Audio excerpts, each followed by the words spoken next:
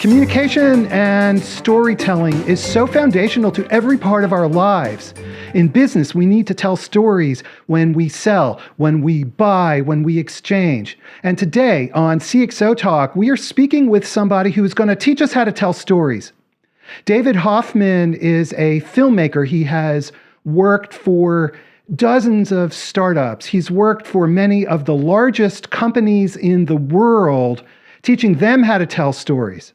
I'm Michael Krigsman. I'm an industry analyst and the host of CxOTalk. David Hoffman, welcome. I'm so happy that you're here joining us today. It's an honor to be on the show, Michael. I appreciate it. So, David, very briefly, tell us about your background. Give us a sense of who you are. Two things. You're looking at me right now. I'm an old man. I have a New York accent, maybe a little bit of ethnicity. That is affecting your perception of me. That's what I do. I started 55 years ago. I worked for advertising agencies. I made the first Bulls commercial. I also have worked for big CEOs who are uncomfortable in front of the camera, like now, helping them to be more of themselves so the stories they told really affected the audiences. That's what I do. David, let's begin our journey by talking about stories and why are stories in business so important? Well, everything is about, is the person understanding what you're saying? In business talk, that's tough. People are very often not concerned about what you're saying at that moment. So what is it that makes a good story? How can I connect someone to a story so that they'll hear what I say? And I follow a rule, Michael, that I just love, which is communication is not what I'm saying. Communication is what you're hearing. What you're hearing right now is a combination of what I'm saying and 10,000 things going on in your own head. Is this interesting to me? Is this useful to me? Is this guy crazy? Should I be doing something else in my mind? I have to go to the bathroom. I need a coffee. How can I attract you so that you hear what I'm saying, take it in? That's communication. That's the story. Without that, if I just give you slides on a business presentation, you're almost immediately disconnected. You would never tell the person that, but that's what's happening. If I say, I'm about to say something to you that I think might help your life, which is whenever you're communicating to your wife, your husband, your children, the school board, your business associates, your CEO, every single communication only works if the other person hears what you're saying and takes it in, attempts to understand it. That's what we're talking about today, I think. David, on the surface, it seems that speaking in terms that other people care about seems pretty easy, but yet it's also hard. Why is it hard and why do we get it wrong so often? I think most people present what they're offering. Here's me. Here's my offer. Here's my company. That is not taking advantage of how people hear. They hear what interests them. In order to know what interests somebody, I have to know them. So when I'm speaking to a TED audience, that's wholly different than when I'm speaking like I was yesterday to three younger women who are in marketing, who have a certain view of marketing. I got to know their view. I not only LinkedIn them, I YouTube them. I want to see what they're saying in the public sphere and also what their company is presenting. All of that tells me who I'm talking to, but I can't say things in the same way that the same things won't have meaning. So I say every audience is unique from one person to the world, if you're making a public statement. And you got to know that audience. I studied your audience, Michael, before talking right now. I have an understanding for who I'm talking to, and it wouldn't be the same if I were talking to a business conference, let's say. We're talking about grabbing the audience and pulling them in. Actually, let me ask you, is that what we're talking about? Are we talking about grabbing the audience by the neck and saying, come in? Or is it something different? Well, there's a 24-second soundbite. You're old enough to remember that. I know that very well. The audience may know. That was what they said on television. You had 24 seconds to attract the audience. That isn't true anymore. We have Google. And Google research indicates, excuse me, YouTube, YouTube indicates that 9 seconds max is what you've got. I have 9 seconds to draw you in. A really good example from my youth. I'm 26 years old. I'm making AT&T television commercials. And the agency is Y&R, $150 million account. They're all there. And the big cheese puts a phone on the middle of the table. And he says, "What are we?" And we're a phone company, long lines, blah, blah. And an old guy in the back of the room says, "It's got nothing to do with the telephone. It's got nothing to do with the wires. It's reaching out and touching someone." Well, if you're old enough to know what that means, that's 25 years of AT&T's Who We Are. We help you to reach out and touch someone. That line got me. So how can I, when I'm telling you anything in that first 9 seconds before your mind wanders, get you to hear something that opens the door? Once the door is open, I think you're right, Michael, then it's a matter of engagement. But at first, I got to open the door so you become engaged and don't pay attention to my hat or my hands. All right. Well, that begs the question, how do we open the door to the listener? What do we need to do? I've mentioned research, that's for sure. Research. Know the person, know what they care about.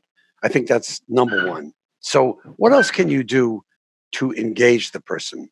Speak to them from your heart, soul, and brain. I'm about to tell you something that's on the slides. Don't even look at the slides. What it says is communication is about what the person hears. I want you to think about that for a minute. In my own life, I'm married, I have a wife, and I don't always communicate all that well to her. She doesn't hear what I say, and I don't understand that. Now, what am I doing? I'm showing the person who's in this booth watching a PowerPoint presentation about me, about my life, about what I'm trying to say to them. Personalize. Doesn't sound comfortable, particularly if you're a business person. Totally critical. Second thing, speak to the question that your listener has. The question may be, I've heard this 100 times. I'm in IT. This seems impossible to set up, and it isn't going to work with my existing systems. Many of you know that question. Another question.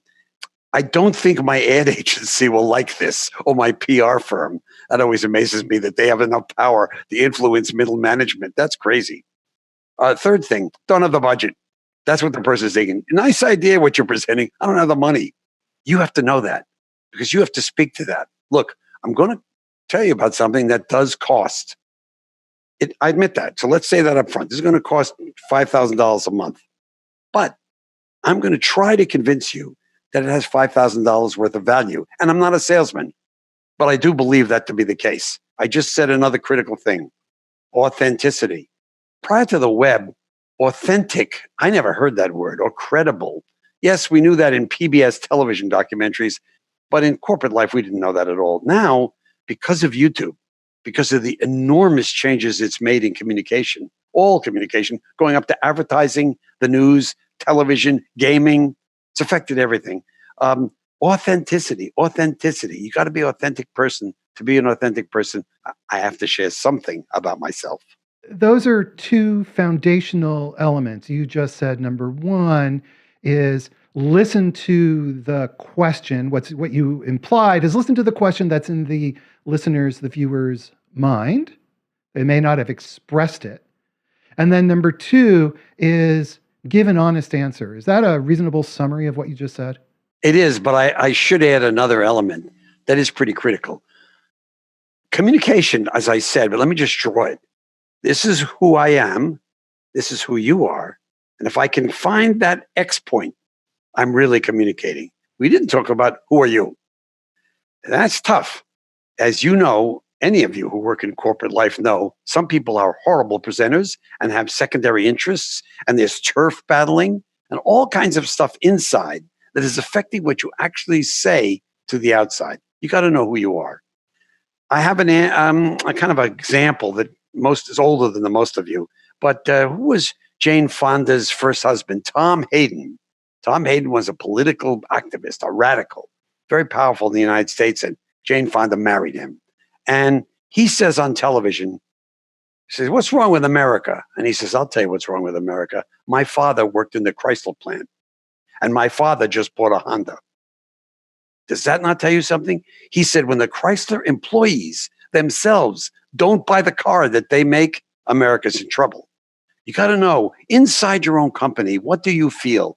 Not what are you trying to sell, but what do I feel? Well, I genuinely feel, I'm using Zoom right now, for example. I said to Michael, this thing really works. Beautiful, simple, excellent to adjust, works. I said, Michael, that's good. If Zoom people feel that way, Uber people are a little complicated, aren't they? We're hearing so much negative stuff about Uber that we don't know. I don't even feel the same about my driver this week that I felt last week because they're analyzing all the sexual abuses that have taken place. By the way, that's another issue, isn't it? The news. What they're saying in the press, which is the first place the person is going to look when you've left the meeting, if they're interested. Who are you on LinkedIn? And what do you say? I'm going to tell you a really interesting thing. I've just read these statistics. What do you think the percentage of people who search you on Google versus YouTube in the B2B space? Well, I would have said 10% search YouTube. It's 50 to 60%. Are you serious? Really? 50 to, who would have thought? Because here's why. Google is 150,000 responses. You know that. And the first ones oftentimes come up to be Amazon or eBay. It's wacky. It's good. The YouTube algorithm and search system is way, way better. If it's seen over the last months that you've searched business practices because you're in the ethics space, it's going to present you those videos. And that's a really important thing. Your B2B people are seeing about you and your company and your offer and the competitors on YouTube. And most companies use their YouTube channel as a library. It's funny. It's just got a bunch of videos going all the way back to when the product was different than it is now. Can you believe that? They're using it as a library, but it's a public space. It's like being on a network. The other thing they're doing is they're making commercials. Now, I'm going to tell you 200 statistics I love. In 2 years, millennials will be 50% of our population in 2 years, 50% of our workforce. Millennials, I'll tell you a couple of things about them I know. They don't buy PR and they don't buy advertising. It doesn't work. They're always saying in the journals that I read, what are we going to do to reach millennials? We can't reach them. The reason you can't reach them is because you're selling soap. Even if it's good soap, you're selling soap. Millennials don't buy PR. So when somebody comes on, they have the standard music and the titling across the screen and the camera's moving along the talking head. And he says, I've been using your product for 55 years and I think it's great. But notice eye contact is off. It's goner for the millennials. And what are they doing? Under the age 50, 75% of my videos, and yours too, are being watched on a cell phone. That's something to think about, isn't it? When you have all this silly stuff you're showing and nobody's looking at that, they're looking at, this. So audio becomes critical. If I'm in Hollywood and I'm on a big screen, I'm in an IMAX theater, the visual knocks me out. You see the moon. Now I'm on my cell phone, I'm looking at the moon. It's completely meaningless. Out of Africa, the great film starts with this pan of the African plain. What does that look like on this size screen? Nothing. My face. I don't know if it's still in focus. Now we're talking. You can look at me. And if I say something, your audio is critical. Audio is critical. That tells you a lot about storytelling, about effective presentation. And I want to remind everybody that we're speaking with David Hoffman, who has been working as a filmmaker and storyteller, working for some of the very largest companies in the world, as well as dozens and dozens of venture-funded startups. So, David, we've been talking about communication with the audience, but let's now shift our attention to the components of a story. We hear about this thing called the story arc. What is the story arc, and how do we construct an effective story? First of all, let's think of everything as a story. A story is a point on a presentation. A story is how you entered the room when you first came in. A story is how you leave the room. We call that the door opener and door closer. They're all stories. So there's an arc to this time frame. Let's say the meeting is 30 minutes. Let's give it 30 minutes. You walk in, 5 minutes of chat. You want coffee, 15 minutes of presentation, 10 minutes of what are your questions? Some people ask the questions first, big mistake. I don't want to know who you are when you're looking at my face. I want to give you a sense of who I am to you. And then hear your questions and 5 minutes wrap up. So there's your arc. You enter the space, you begin to present, and you present your story. The person asks questions, and that's a dialogue, and you close out and you leave. The first thing to know is everyone looks like someone. If you're a woman, 35, and you're beautiful, and your name is Rebecca, and I'm a man, 35, I'm going to notice your looks first. If you're black, if you're Hispanic, if you're Jewish, if you're tall, if you're short, if you're fat, if you're wearing a very fancy suit, if you're not wearing any suit, if you had high heels on as a woman, if your dress is red. This is the first 5 minutes when the person is meeting you. They're not really meeting you. 10,000 conscious and unconscious evaluations are going on. Do I care? Do I believe this person? Do I like this person? Is she pretty? Is he handsome? Is she ugly? Is she weird? You know what I mean? And if you hear your mind do it, it's barely amazing that you can actually pay attention to the other person at all. And you're really not. Now the story begins. The first thing I want to do in the arc is engage you. You engage by personal. You engage by a connection. I know you've been in business 25 years and you've probably heard 50 people like me. I understand that. Person immediately says, well, this person knows a bit about me. They know I've been in business. They know I once worked for Xerox. That was a woman I met yesterday. Her mother worked for Xerox. Boy, I knew Xerox. Wow, that was a great company once, I said. That was the start of an engagement. I move that in the story arc to what is my unique selling proposition? It takes me a while to get there, but I may have 5 points. If I make all those 5 points, you know I've lost the audience. They're not writing notes. They're already tired of the 15 minutes. They got 15 emails they didn't answer. Boy, is that true, isn't it? 15 emails they didn't answer. Surprising amount of Facebook and YouTube going on during the daytime. Some Instagram, if you look at statistics, in the workspace. So all of that's going on. Starting to lose you. Now you come to it. The unique selling proposition and the pain point. If I don't say the pain point to the listener, then I'm giving my proposition, which could sound very good, but the pain point is also important. Cost, time, hassle, training, whatever I can think of, because I've been in these situations where I can see on the face of the other person concern, questions. What concerns you? What have I said that interests you? What have I said that you don't like? Personal, personal, personal. What have I said? Now, in a public presentation, you better know who you're talking to, which is YouTube and a searcher. Let's think about that a minute. The search changed communication radically. Prior to that, I told you something that you came to hear. A meeting, a TED Talk. Now, I have to find you because you searched something that relates to what I'm about to say. So you care. How can I get that you care? All of that is going on in the arc. I'm coming towards the end of the arc. I'm sorry I changed the subject there for a minute. Was that good or bad in my storytelling? Did you stay with me? I hope so. I hope Michael did. Anyway, the end of the arc is questions. Questions need to be heard. Hearing means don't have your answer. If you have your answer, it'll sound like, here's my canned answer to your question, which I've heard 100 times. Do not do that. Look at the person. How do they care? What can you say to them? And by the way, if you agree with them, you got to say, yeah, that's a problem. We don't have that yet. That's something we got to do. David, we have an interesting question from Twitter relating to the story arc. And Chris Peterson asks, so you're telling your story, and how do you recover your flow if you step on a landmine hidden in your listener's memory? How do you get back to that story and make it meaningful? Okay, let's look at the big picture for a minute. Fun. The big picture. IT used to be up here. IT is now down here. Even among IT people, they're trying to keep their job. I'm telling you stuff you already know. So if you step on a landmine, like the guy's worried about his boss. When I do IT work for IT people, 75% of the time, the guy's afraid of the boss or afraid of the CIO. It's fantastic.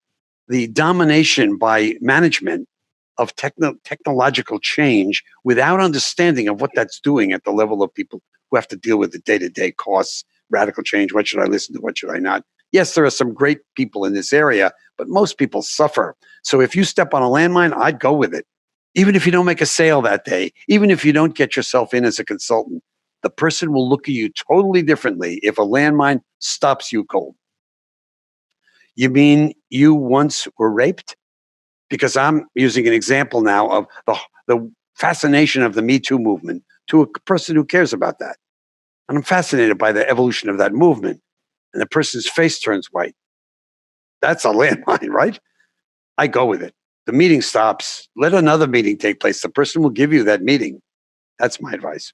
So you've just described a situation where the story arc, we're throwing out the planned story, and we have embarked on a completely tangent story because of circumstances. And we really have not much choice about that.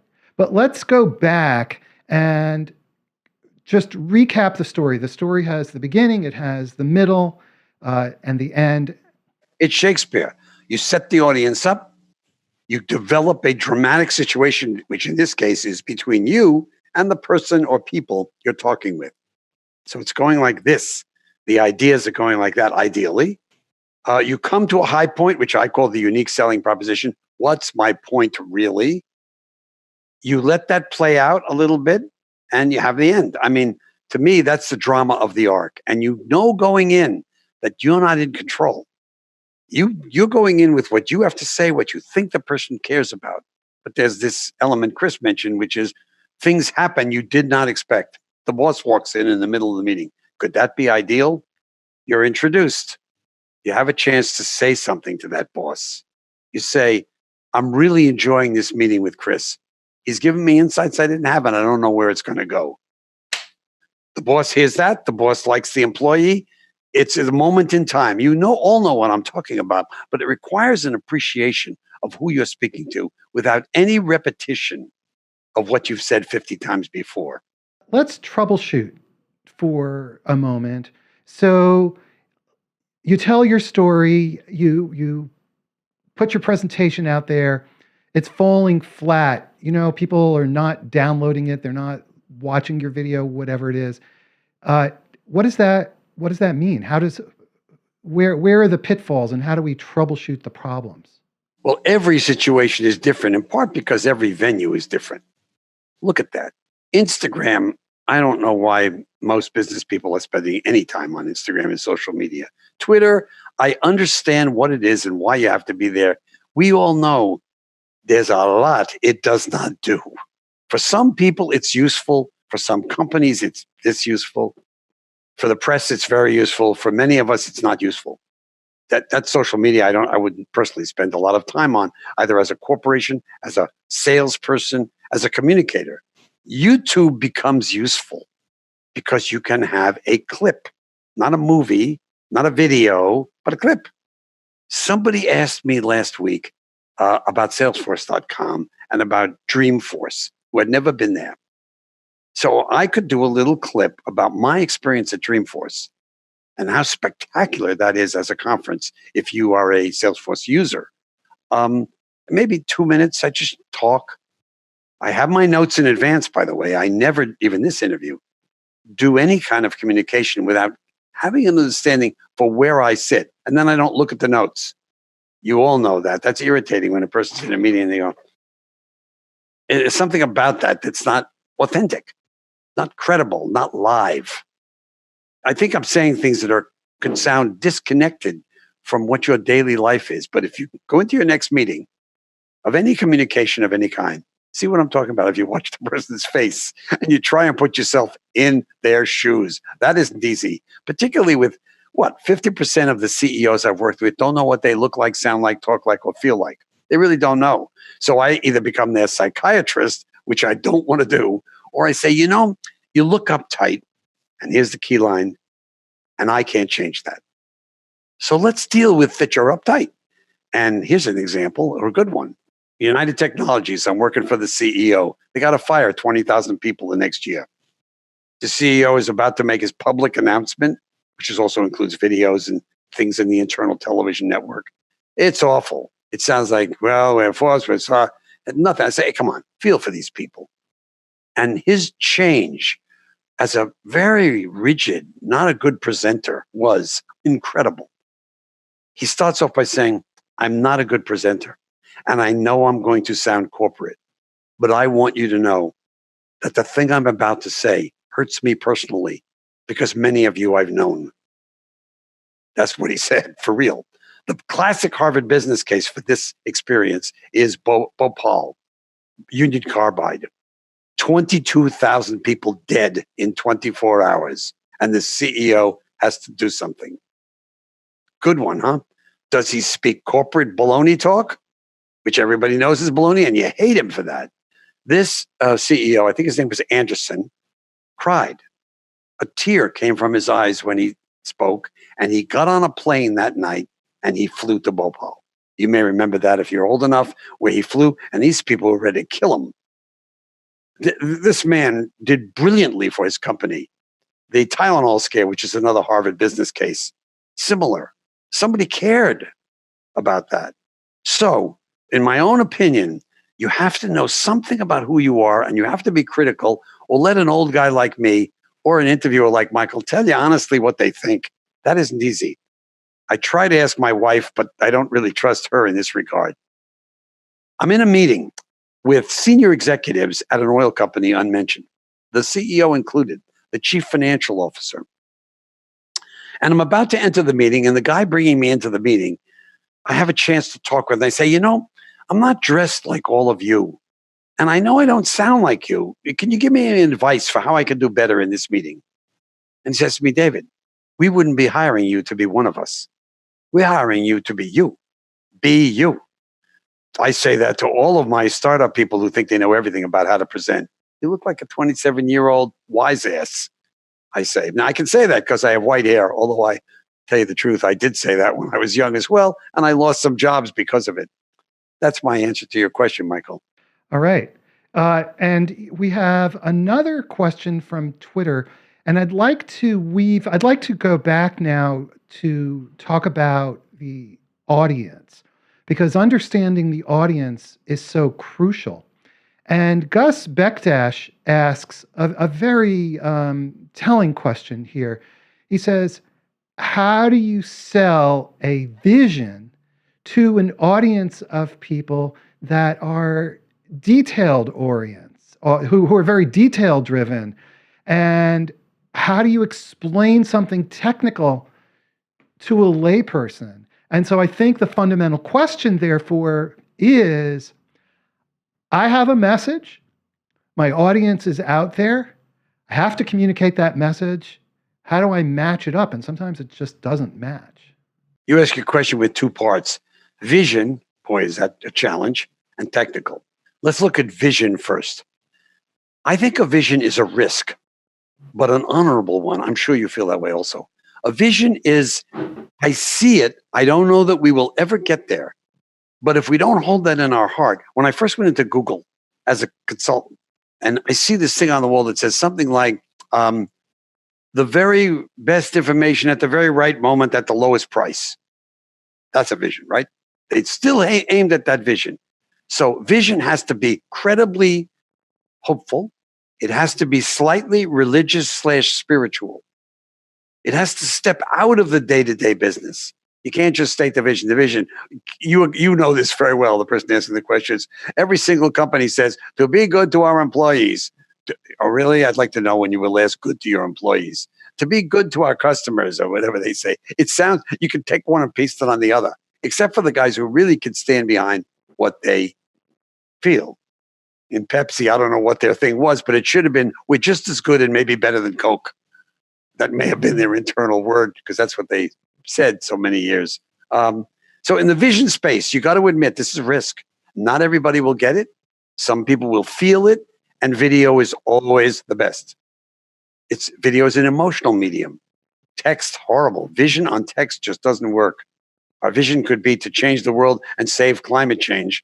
No, it just doesn't mean anything. But you could say it in a video in a way that is emotional. My own experience with video, very simply, is still be real, authentic, rather than salesy and advertising. Now, in the IT space, boy, I've been there 25 times, and you've probably been there 100, where the other guy's eyes are closing, either because you're too technical, but yet you feel the technical is important, or you're not technical enough, and he really knows what he's doing. Those are the guys who look at one slide and figured your whole business out. And who is the person you're talking to? I make that point for a reason. There are some people really who you have to say, look, I'm going to give 20 seconds of technical, but it's really an hour, because I know that's not important to you. But I also know if I don't say it, you won't understand something about what I'm about to say. To the person who's more technical than you, always be a novice. It's when President Reagan said in answer to a press question, I don't know.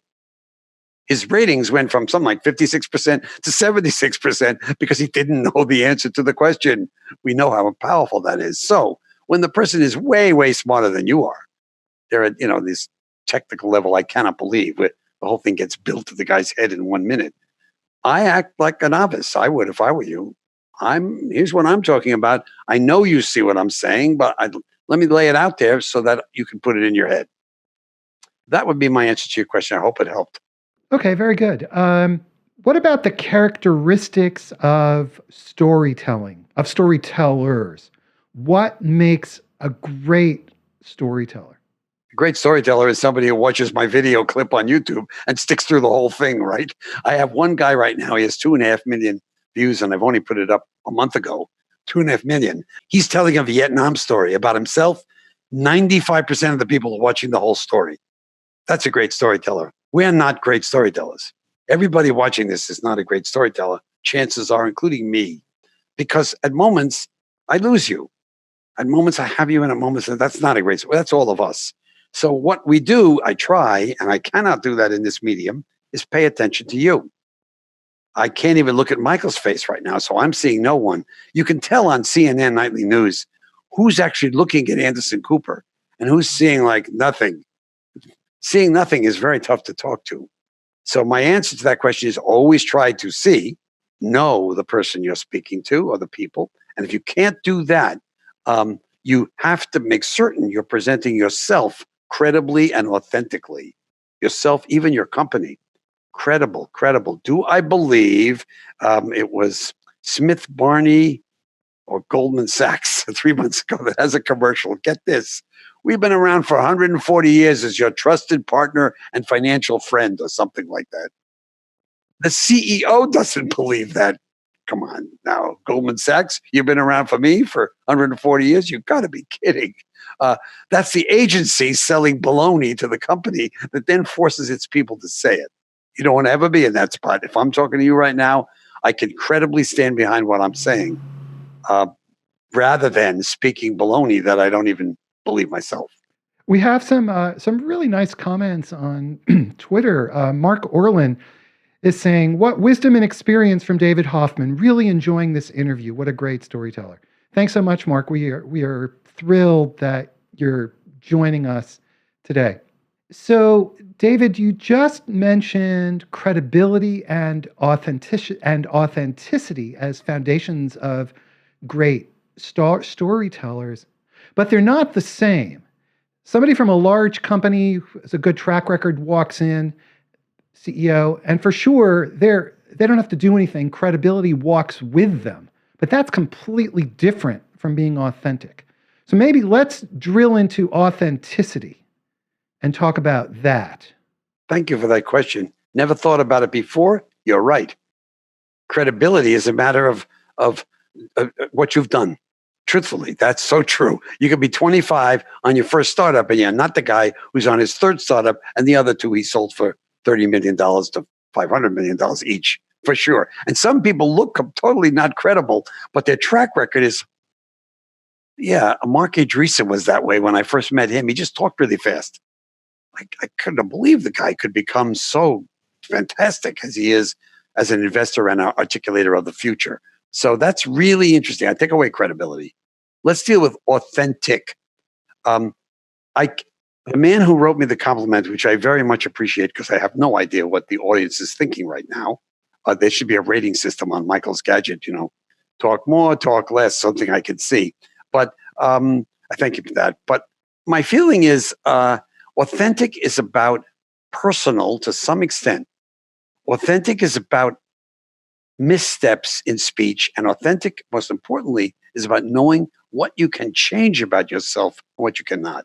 Your accent, your rhythm. There are great presenters and not, but if I know who I am, watch it sometime. You'll see some really bad presenters who are speaking to their audience aware that they're not so good at this. I think, I work with Ted on TED Talks. I'm a TEDster, proud to be a TEDster. TED Talks are, as you know, incredible. A lot of time is spent on starting with the personal. That's one of the rules of TED. You cannot pitch your product, your company. You must start with you. Some reason you're there or concern you have. So when you get the big CEO on the screens that they get at TED, and even the biggest who are interviewed by Chris, you'll see him start off by saying, so you've been in the business 34 years. You still liking it? Or something like that. That's the start of a formal business interview. I think that's good to keep in mind for authenticity. Keep yourself aware of who you are and be the best you can for who you are, not somebody else. Could we say that credibility is a function of your history, but being authentic is being honest and exposing your vulnerabilities? That be accurate? Yes, that's a part of it. I think that's really good. Let me think about credibility one more second with your audience. Track record is interesting because when track record talks to track record, that's hopefully not, and boy, you got to be real careful, but there's hierarchical. You know how males are. Mm-hmm. So I have to watch out. I have credibility, Mark, but there are places I have not done well. In advertising, television commercials, mine are okay. The guys that do it great, I look at them and go, oh boy, that is not me. So there are places I'm not strong and there are places I am. And I have to know what those are. That's credible. And in a female space, male to female, which I'm dealing with lots because females are so great in the workplace, so skilled. I don't know whether I should present myself as a male who is kind of point oriented, 1, 2, 3, 4, 5. Will she hear that way? Or do I have to switch to a more female way of speaking, which has a 3-dimensionality to it? Is something I have to ask myself all the time in terms of my own credibility. And then people always say he's won Emmys 8 times. I have an 8-time Emmy award winner. And even Michael says that. I don't know that matters to anybody. For example, it does not matter to me. I don't care how many Emmys you have. I do care that I made a PBS show once for a Navy contractor that PBS said, we're never going to run your show. It all makes the military look good. And I ran the rough cut for them and they put it in the prime time. And it was the second highest rated show that year on PBS. That's cred for me. Is it cred for you, my audience? I don't know. I can tell you that I've worked for some terrible CEOs and some terrible CIOs and some terrific ones. And fortunately for me, the terrible ones fired me. So I didn't last very long. David, as we move towards finishing up, what pieces of advice do you have for people that are listening who want to tell a story better? So maybe summarize this story for them. Everybody should want to tell a story better, including me. First, I'm going to watch this show by myself. I don't know about you folks, but I don't like seeing myself with other people in the room. Then I'm going to watch it with my wife, who is brutal. Oh, why did you roll your eyes that way? Why did you put your hands up that way? You're wearing the wrong hat and you have a little bit of unshaven spot there. That's torture. All of you who aren't great storytellers are uncomfortable. That's a natural part of the feeling. So the first thing I would do, admit it. Where we have, it's difficult to be perfect, to be David Muir on the nightly ABC report. I cannot believe that guy. He reads perfectly, looks perfect. He's a human being. He's kind. Children love him. I say it every night. That's a guy I'd like to be. Does he have any negative? Most of us don't. We have negatives. We have uncomfortablenesses. I try to accept that, I say. And then go on and speak to the person or group that you know something about and be open to, I think what we said is was it called a bombshell? Something steps on your foot. Ooh. Do you just go on? Do you change the subject? Be cognizant of that. And when you leave the meeting, this is Jeff Bezos, he just said this last month, which is, I don't care about my brand when I'm talking it or people are in the room. I want to know what they say about my brand when I'm not in the room. Is that not great? What will you leave with that the person will say, well, he was interesting, or what he said had some good stuff in it. I don't know. Or he's just a salesman. Ooh, he's just a salesman. And all of us are salesmen. Every one of us listening, watching, Michael, me. Ooh. So I don't want to ever be called just a salesman. How do you choose topics that are great topics for your stories? There is no such thing as a great topic for my story, in my view. Everything involves the listener. What does the listener want to hear from me is a great story, right? But that great story is not the same for a person in the business of making money or a person in the business of saving the planet. Both are my clients from time to time. They're very different. So a great story is what would get these whale people who care about whales to pay attention to David Hoffman, that he can make your thing better. That's pretty much how I pitch myself. You got a thing you want to do, say, position, I can make it better because of my presence. That's my pitch. That's my story. But how it plays out depends on who the listener is, because that doesn't sound like anything unless I put it in the personal. Could I make Michael's story better? Yep. I could show him how I could do that. Is he the key to the story? Yes. And he's who he is. I can't change that, and I don't try. And you shouldn't either. I hope this has been helpful to you. I really appreciate Michael giving me the chance. I've never done anything quite like being interviewed by Michael for his audience, you guys and girls. David, thank you so much for taking the time to be here, and I hope you'll come back and let's do it again. Be my pleasure, for sure. We've been speaking with David Hoffman. He's an 8-time Emmy Award winner. Check him out on YouTube. Search for David Hoffman on YouTube. His videos, his documentary clips are extraordinary. You've been watching CxOTalk. Subscribe to our newsletter. Would you please do that right now on our website, CxOTalk.com/subscribe. And you can also subscribe on YouTube. So please do that as well. And tell your friends about CxOTalk. We really now need to get the word out there. Thanks so much, everybody. I hope you have a great day, and we'll see you again next time. Bye-bye.